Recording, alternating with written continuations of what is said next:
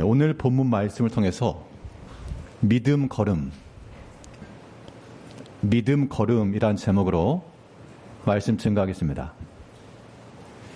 이 걸음걸이만 봐도 그 대상이 누구인지 어떤 특성인지를 우리는 알 수 있습니다. 자, 걷는 모양에 대해서 제가 말씀드릴 테니까 누구인지 한번 맞춰보세요. 아장아장, 그렇죠? 다 큰 어른이 아장아장 걷진 않겠죠. 아장아장 걷는다라고 말할 때는 어린 아이구나 알 수 있습니다. 뒤뚱뒤뚱, 오리요? 오리 아니면 이거 또 이렇게 엉덩이가 크신 사람 그런 거.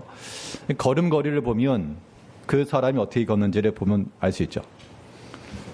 그런데 왜 아장, 뒤뚱 하나만 하지 않고 두 번씩 얘기했을까요? 아장아장, 뒤뚱뒤뚱, 성큼성큼. 왜 두 개씩 얘기했을까요? 네, 다리가 두 개니까. 그래서 오른발, 왼발 가는 겁니다. 자, 그럼 우리 신앙인들, 믿음의 걸음걸이는 어떤 모습일까?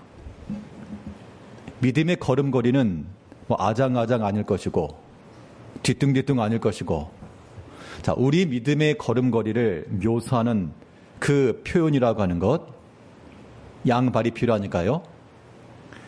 여기에는 하나님 말씀과 그 말씀에 대한 순종입니다. 말씀과 순종이라고 하는 것이 우리 신앙인들에게 있어서의 발걸음이에요. 우리가 믿음의 걸음을 제대로 걷는다. 하나님 말씀 한 걸음, 그 말씀에 순종하는 또 한 걸음. 이것이 우리의 발걸음인 겁니다. 그러면 우리 신앙인들에게 있어서의 걸음걸이 무엇과 함께 병행할 것인가? 오늘 본문 말씀을 통해 살펴보도록 하겠습니다. 첫 번째는 당연히 말씀과의 병행이죠. 하나님 말씀과 함께 한 발이 하나님 말씀인 겁니다. 말씀이 병행한다라고 하는 것은 우리의 행동적 측면에서는 두 가지 면을 생각을 하는데요. 먼저 이 말씀 앞에 우리의 모든 행동이나 생각이나 판단이나 결정이라고 하는 것이 멈출 수 있어야 됩니다. 제어를 받아야 돼요. 하나님 말씀 앞에 제어받지 못하는 그런 발걸음, 위험한 겁니다. 오늘 본문에서 예수님께서 하나님 말씀에 멈추시고 말씀 앞에 멈췄다라고 하는 것은 말씀을 생각하시면서 나가셨다 그 얘기입니다. 우리의 삶도 마찬가지입니다. 우리 한 주 동안 살아가면서 말씀을 생각하면서 사는 사람들은 그 말씀 앞에 멈출 수가 있는 거예요. 오늘 본문 1절 말씀을 보게 되면 그들이 예루살렘에 가까이 가서 감람산 벳박에 이르렀을 때 예수께서 두 제자를 보내시며, 자, 오늘 읽었던 21장의 내용에서 우리가 주로 알고 있는 말씀은 주가 쓰시겠다 하라, 그 말씀, 또 호산나 하면서 따라오던 그 모습들, 그게 이제 오늘 본문에 있어서 주 메시지가 되겠지만 여기서 놓치지 말아야 될 게 하나 있는데요. 그게 바로 오늘 본문 1절입니다. 예수님께서 지금 어딜 가시는 거죠? 예수님께서 가시고자 하신 목적지 예루살렘 가시는 거죠. 그럼 예루살렘 가려고 그랬으면 그럼 가시면 돼요. 또 오늘 읽었던 이 벳박에, 감람산 벳박에라고 하는 지역은 가까운 거리입니다. 이 지역에서 저기 남태령쯤 되나? 아무튼 가까운 거리죠. 그러면 예루살렘을 향해서 신속히 이동하시지 않고 여기서는 의도적으로 멈추신 겁니다. 여기서 멈추시고 제자들을 보내셨는데 그 이유는 왜 멈추셨겠어요? 힌트는 오늘 본문에도 나오고 있습니다. 선지자를 통하여 하신 말씀을 이루려 하십니다. 자, 선지자를 통해서 하신 말씀을 이루려 하십니다. 예수님은 하나님이시죠. 그가 하신 말씀 자체가 기록된 성경이라는 겁니다. 그런데 그 예수님께서, 저자 직강이 가능한 예수님께서 선지자들이 기록한 그 말씀도 기억을 하시고 그 말씀을 이루려 하심이라고 하는 것은 기억했으니까 이루시는 거죠. 이 시점에서 이 말씀을 응해야 된다. 라고 하는 그 목적을 가지시고 지금 이 자리에서 멈추신 겁니다.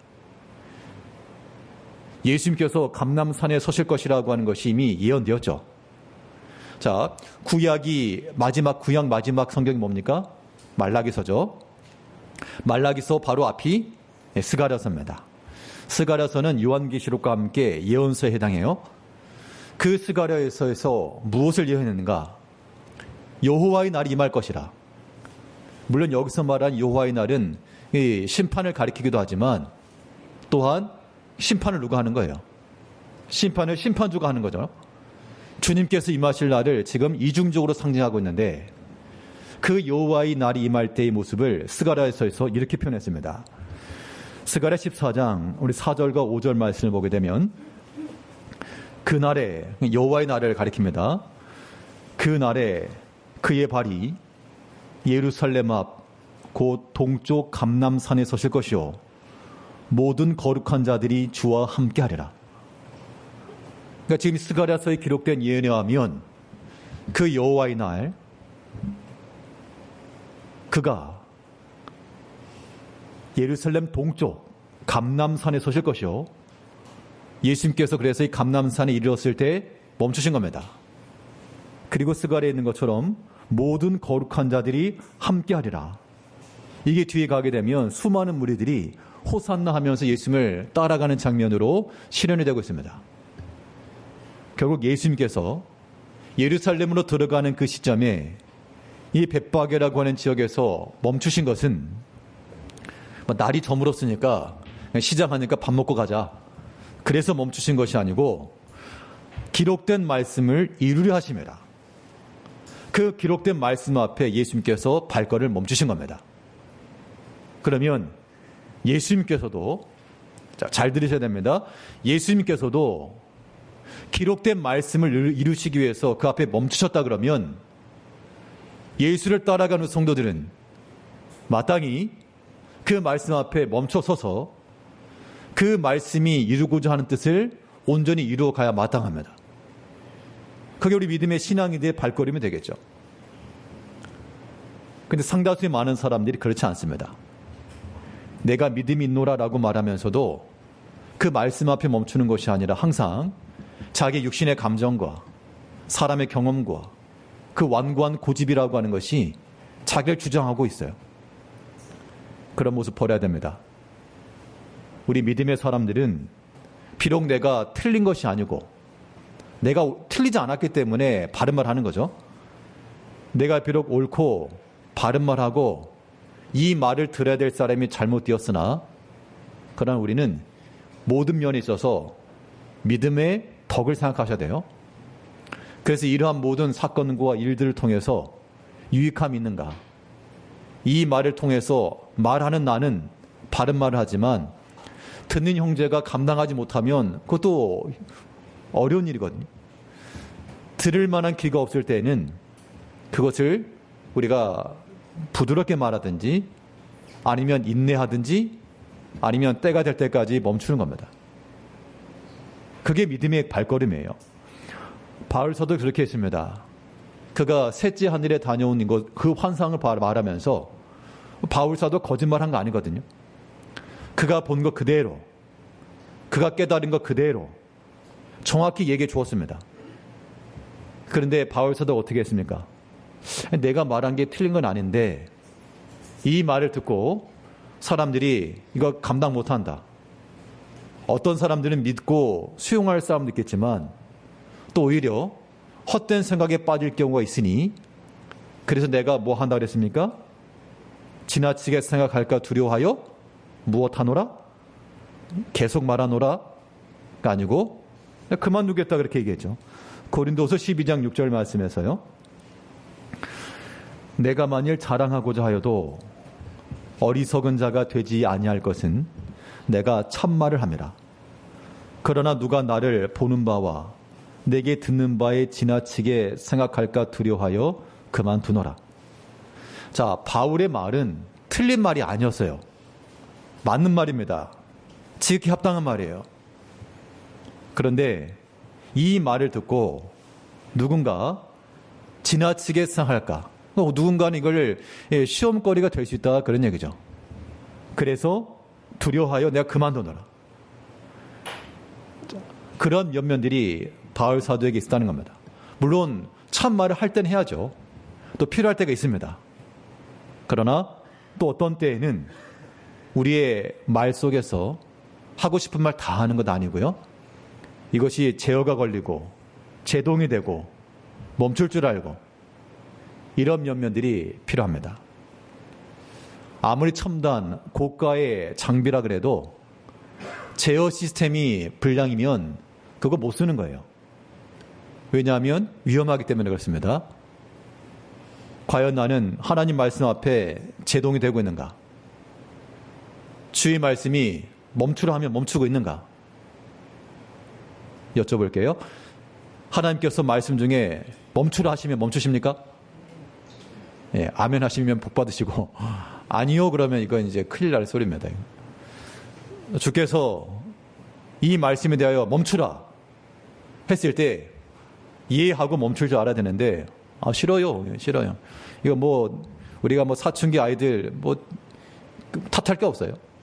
우리 성도님들 보게 되면 차라리 사춘기 애들이 나아요. 차라리 점잖은 그런 고집쟁이들, 교양이 있는 완고한 자들, 하나님 말씀 앞에 도무지 멈춰서지 않고 제동 걸리지 않고 그래가지고 어떻게 우리가 주의 사람이라 말하겠습니까? 우리 신앙의 발걸음이라고 하는 것은 말씀으로 걸어가는 거야. 말씀 한 걸음. 이제 그 말씀 앞에서 이 발걸음이라고 하는 것도요. 한도 끝도 없이 나가는 거 아닙니다. 그러면 가랑이 찢어지죠. 일정한 보폭 아래 또 하나님께서 우리에게 여기까지 이렇게 말하는 것은 어디까지나 하나님께서 섭리 가운데 행하시는 거지 내가 생각해 나 여기까지야 나도 그만둬야 되겠다 이거는 자기의 수고와 헌신을 그만둔다는 게 아니잖아요. 나의 바른 말, 바른 수고, 바른 헌신을 누군가 감당하지 못할 때 그 말하는 것을 멈췄다는 얘기죠. 이제 우리 주님께서도 기록된 말씀을 응하게 하시기 위해서 그 가시는 걸음에서 멈추시고 즉 말씀을 생각하시면서 그 길을 하신 거예요. 이제 우리 모든 성도님들, 우리 모든 직분자들이 주의 일을 이룬다 할 때 항상 말씀을 생각하시면서 말씀이라고 하는 것은 또 가라사대 되겠어요.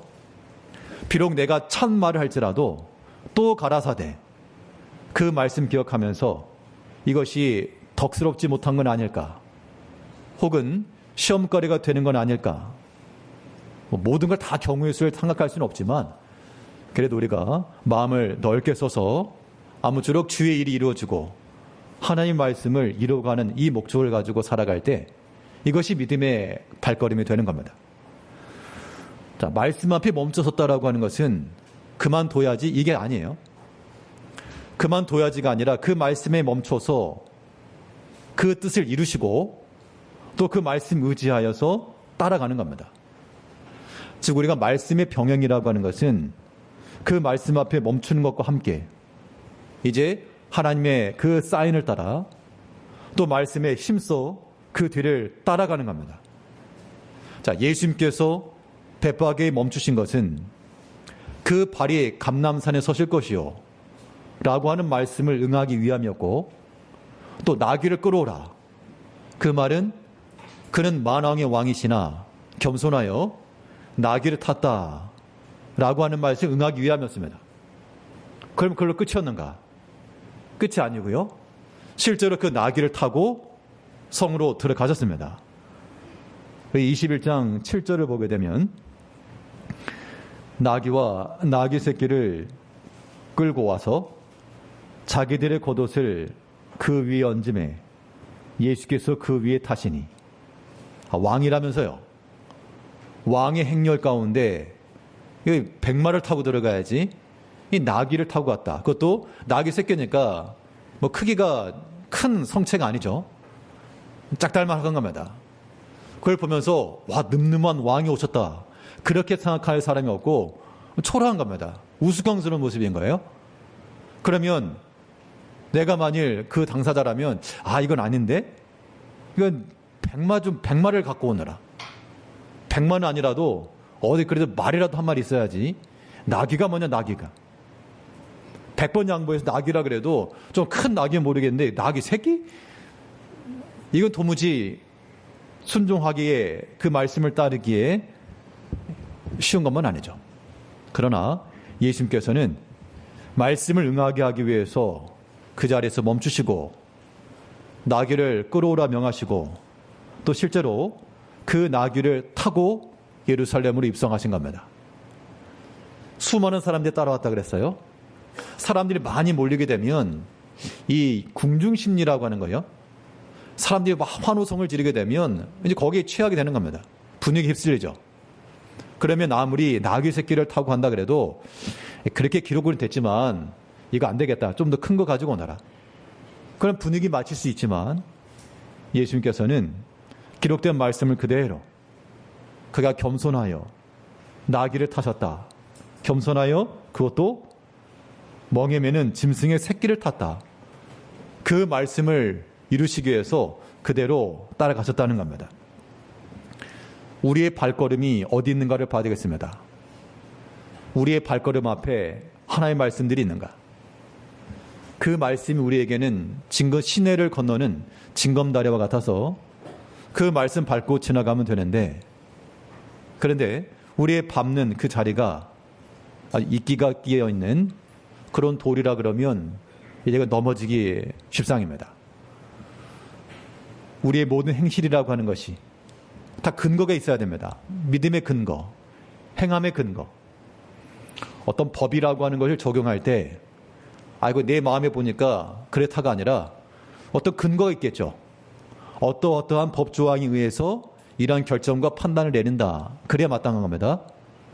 자, 우리 성도들의 모든 삶의 행위도 마찬가지라서 우리의 이 행위, 이 판단과 결정, 어떤 말씀의 근거에 행하는가 라고 하는 것이 명확한 사람들은 이 말씀의 뒤를 잘 따라가는 거예요.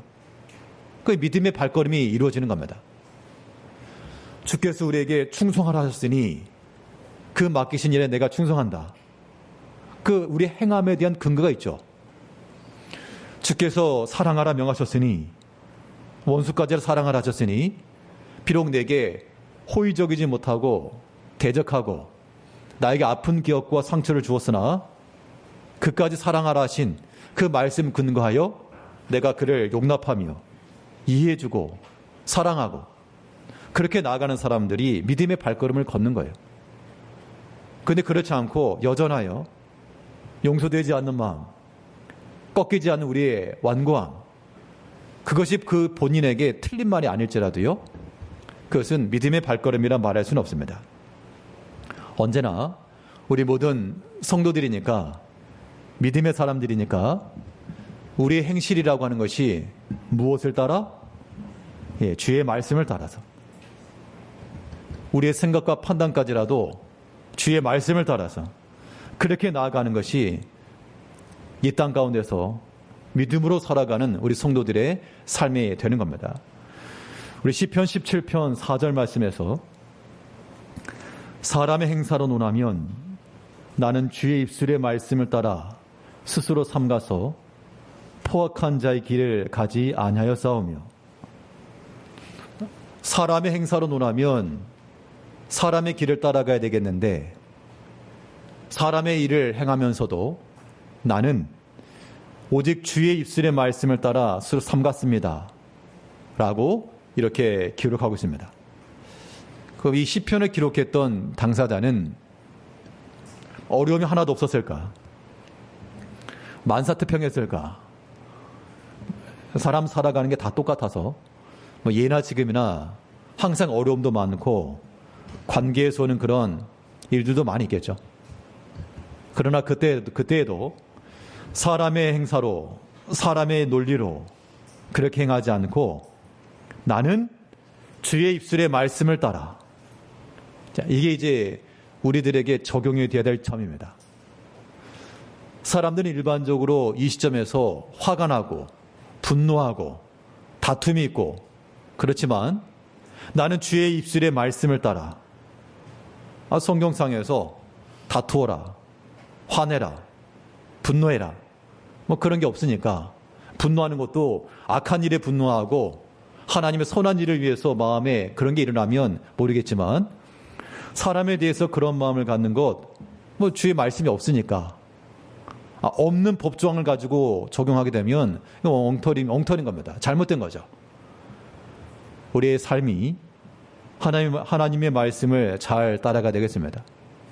나의 옳은 한 걸음이 디뎌지는 그 자리에서 그 말씀 위에 서고 그 주의 말씀을 따라 내게 충성하라 명하신 말씀을 따라 내게 인내하라는 그 말씀을 따라 내게 사랑하라는 그 말씀을 따라 그 말씀 위에 우리의 발이 서 나갈 때 이것이 믿음의 걸음걸이가 되는 겁니다. 이 땅 가운데서 그 누가 보더라도 하다못해 아이들이 걸어가는 것, 어떠한 동물이 걸어가는 것 딱 보면 우리가 알게 되는데 우리 신앙인들의 걸음걸이 속에서 하나님 말씀과 전혀 무관한 그 말씀도 이겨내고 이겨먹고 그 말씀도 따르지 않고 하나님 말씀에 영향받지 않은 그런 삶이 되지 않도록 항상 그 말씀과 병행하여 우리 주님께서 그러하신 것처럼 말씀 앞에 멈추시고 또 그 말씀을 따라 힘써 따라 나가시는 우리 모든 성도님들 되시길 바라겠습니다. 둘째로 이 신앙인들의 발걸음이라고 하는 것, 말씀과 더불어서 순종이 병행되는 겁니다. 물론 예수님께서 지금까지 하신 내용을 다 살펴보면 그 말씀을 응하신다라고 하는 것이 순종하신다는 건데요. 자, 여기서 예수님의 순종만 나온 게 아닙니다. 오늘 21장에서는 예수님께서도 순종하셨으나 말씀을 이루기 위해서요. 여기에서 또 순종함에 이르렀던 이 예수님의 제자들 그리고 나귀 주인, 자, 그들의 마음과 그들의 순종의 행위도 우리가 한번 살펴봐야 되는데요. 자, 제자들의 순종은 어떤 순종이었느냐? 예수님께서 제자들에게 뭘 명하셨습니까? 뭘 끌어오너라? 나귀 끌어오너라. 그러면 제가 만일 제자라면 예수님 한번 생각을 해보세요. 우리가 지금 예루살렘 가는 거 아닙니까? 우리가 지금 벳바게인데 예루살렘 가는 길 아니에요. 그러면 조금만 가면 거기서 타면 되지 뭐 하려고 굳이 가서 끌고 오라 그럽니까? 라고 말할 수 있겠죠. 다들 믿음이 좋아져 그런 말씀 안 하시는데 그렇게 생각할 수 있을 거 아닙니까? 뭔지 하려고 그러는데 아니 저거 직접 사당역 갈 거면 가는 길에 하면 되지 뭐 요 굳이 갖고 와서 가냐. 충분히 말할 수 있잖아요. 그런데 제자들이 예수님을 향해서 왜요? 라고 말한 게 없고 또 100번 양보해서 끌어온다 칩시다. 그러면 주인하고는 얘기 됐습니까? 이거죠. 어떻게 주인하고는 얘기 다 되셨어요? 그거 물어봐야 될 거 아니에요. 저 이수역 앞에 자전거 있으니까 끌고 오니라 그러면 끌고 올 사람 어디 있어요? 끌고 왔다가는 경찰서 가지. 그러면 이 제자들에게 주어진 명령에 대해서 제자들이 순종을 할 때 자기들이 가지고 있는 그런 이해 정도에 미치지 못했다는 겁니다. 납득이 안 되는 거죠. 그러나 제자들은 예수님께서 하신 말씀을 그대로 듣고 믿고 행하였는데 여기서 우리가 깨달을 수 있는 바는 이 순종함이라고 하는 것은 우리의 이해를 넘어 이루어가는 겁니다. 내가 다 알고 행하는 게 절대 아니라는 얘기입니다. 어떤 때는 이해가 안 돼요. 납득이 안 됩니다. 왜 저러는데? 그런 생각이 들 수가 있어요. 그럴지라도 우리가 믿음 걸음을 걷는 성도들은 순종이라고 하는 발걸음을 걷는 성도들은 우리의 이해를 넘어 순종함이 이룰 수가 있어야 됩니다. 오늘 본문 2절을 보게 되면 너희는 맞은편 마을로 가라. 그리하면 곧 메인 나귀과 나귀 새끼가 함께 있는 것을 보리니 포로 내게로 끌고 오라.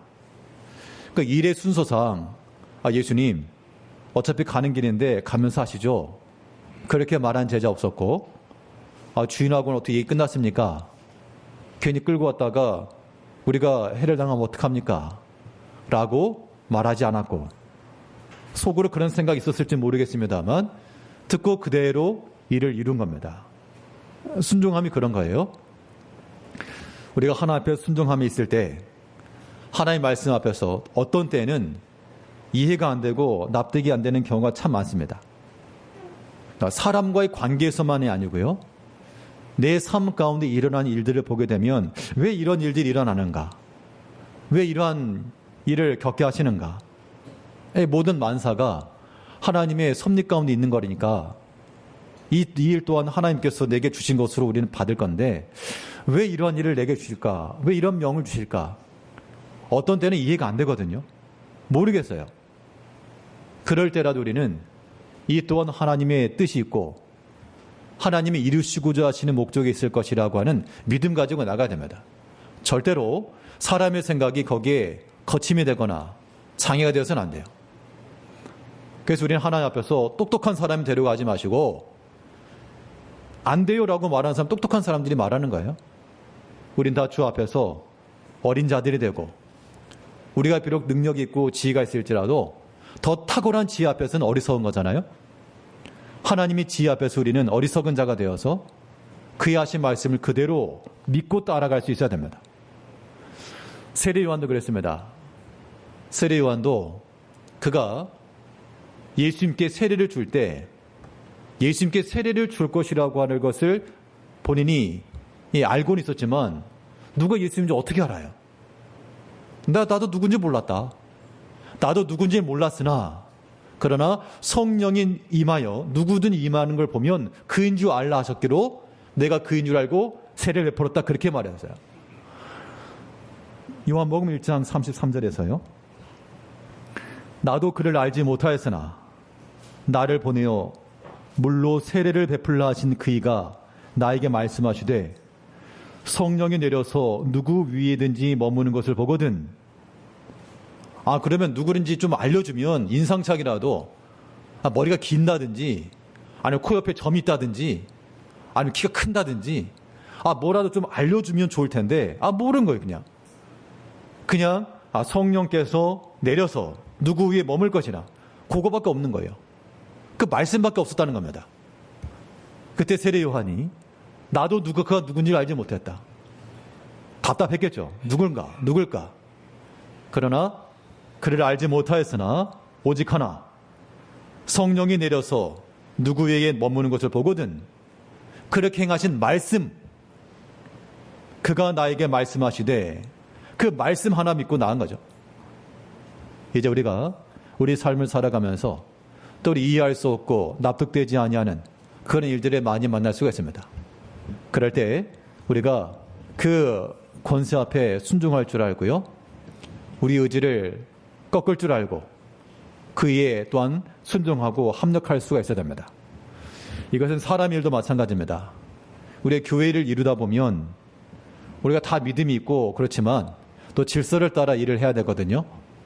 그럴 때 너만 높냐? 그러지 마시고 그러면 이제 고라가 되는 거예요. 모세를 대적했던 너만 제사장이냐? 선지자냐? 다 할만하죠. 다 할만하지만 또 질서를 따라서 일을 하는 거니까 책임을 맡으신 분들은 어떤 일이든 잘 인내하시면서 끝까지 감당하시고 또 함께 하시는 분들은 내 생각과는 조금 다르고 납득이 조금 안 되더라도 일의 방식이 다르다 보면 수긍하기 어려울 수 있죠. 그럴 때라도 우리가 어떻게 해야 됩니까? 잘 순종하셔야 돼요. 이해를 넘어서 비록 사람에게 협력하고 순종하는 거지만 누구에게 순종하듯이 죽게 하듯이 종들이 그랬잖아요. 상전을 위해서 일할 때 사람에게 하듯 하지 말고 죽게 하듯 하라. 사람이 하나님은 아니지만 죽게 행하는 마음을 가지고 순종해 나가는 것이 필요한 것처럼 우리가 주의 일을 이룰 때도 마찬가지입니다. 분명 내가 더 경험 많고 지식 있는 줄 알아요. 그래도 어떤 질서 속에서 일하실 때는 나와 생각이 다를지라도 잘 따라줘야 됩니다. 제자들 생각 속에는 합리적이도 못했어요. 예수님의 판단이. 일의 순서로 보면 그냥 가다가 나귀를 받는 게 맞아요. 그러나 그러한 논리적 타당성을 가지고 나가지 않았고 예수님 말씀을 잘 따라 주었습니다. 순종해 주었다고요. 그러니까 그 믿음의 일이 이루어진 거죠. 이 자리에 계신 우리 모든 성도님들도 각각 위치에서 우리가 주의를 하다 보면 생각도 부딪힘이 있고 맡길 수 있지만 그래도 책임 맡은 자의 그 말에 귀를 잘 기울여주고 또 사람이니까 또 서로 협력도 하고 수긍해야 됩니다. 서로 양보하고 그러면 어찌하든지 이 이해가 되지 않을지라도 함께 마음을 모아 순종의 본을 보여주는 것, 이것은 믿음의 걸음을 걷는 우리 신앙인들의 모습인 줄 우리가 알아야 됩니다. 자, 제자들이 예수님께 순종할 때는 그 이해를 넘어서 순종했다가 치고요. 여긴 또 하나 그 나귀 주인에 관한 순종도 우리가 한번 봐야 되는데, 자, 나귀 주인 입장에서는 지금 자기 자신의 소유가 어떻게 보면 손해를 보는 거죠. 지금도 나귀 한 마리, 말 한 마리, 소 한 마리, 이거는 기르는 사람에게는 하나의 재산이죠. 재물이고. 그럼 그 나귀 새끼니까 앞으로 이 나귀가 자라서 또 새끼를 베고 나중 생각하면 이거 줄 수 없는 겁니다. 차라리 이제 얼마 안 남은 노쇠한 나귀를 가져가라 그러면 가져가라 그랬지. 이 앞이 창창한 어린 나귀를 내줄 리가 없거든요. 그런데 이 나귀 주인은 주가 쓰시겠다라고 하는 그 말씀을 듣고 내게는 어느 정도 손실이고 손해고 내가 감당해야 될 그 수고로움이 있었지만 그 수고를 넘어 순종함이 이르렀다는 겁니다. 우리가 주 앞에 순종할 때도 마찬가지로요. 우리의 한 번 더 행하는 그 수고를 넘어 순종할 수 있어야 됩니다. 우리 본문 21장 3절을 보게 되면 만일 누가 무슨 말을 하거든 주가 쓰시겠다 하라. 그리하면 즉시 보내리라 하시니, 또 실제로 이 주인이 내줬어요. 끌고 가는 것을 허락하는지라. 다른 성경을 보게 되면 같은 사건이 기록되어 있는데요. 그 주인이 허락하는지라. 허락한 겁니다. 그러면 나중에 쑥 갖고 와. 그건 아니었어요. 나중에 어떻게 될지 알지 못한 겁니다. 그때 이 나귀 새끼를 끌고 가자 할 때 그때 주가 쓰시겠다라고 하는 것에 대해서 이해하고 내어드렸고 그 수고와 헌신이라는 것을 통해 순종함에 이른 겁니다. 우리가 믿음 안에서 순종의 삶을 산다라고 하는 것, 이게 이제 타당하긴 한데 많은 사람들이 왜 순종함에 이르지 못하느냐?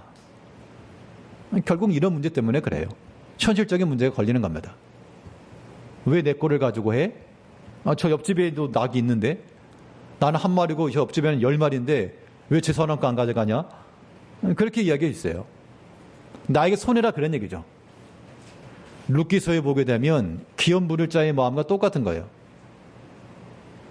이름이 이제 아무개죠, 아무개. 이름도 안 났습니다. 아무개에게 말하기를 나는 내 기업에 손해가 날까 하여 못하겠다. 그 얘기입니다. 기업 물어야 될 것을 알고는 있지만 난 손해가 있을까 하여 못하겠다. 그런 것이 순종을 가로막는 거예요. 내가 더 수고해야 되니까 나 못하겠다. 내가 일찍 나와야 되니까 못하겠다. 내가 늦게까지 있어야 되니까 못하겠다. 그런 게 어떻게 믿음의 걸음걸이가 되겠습니까? 주 앞에서의 순종이라고 하면 우리의 모든 수고를 넘어서서 순종함에 이르는 겁니다. 한 번 더 수고할 수 있어야 돼요.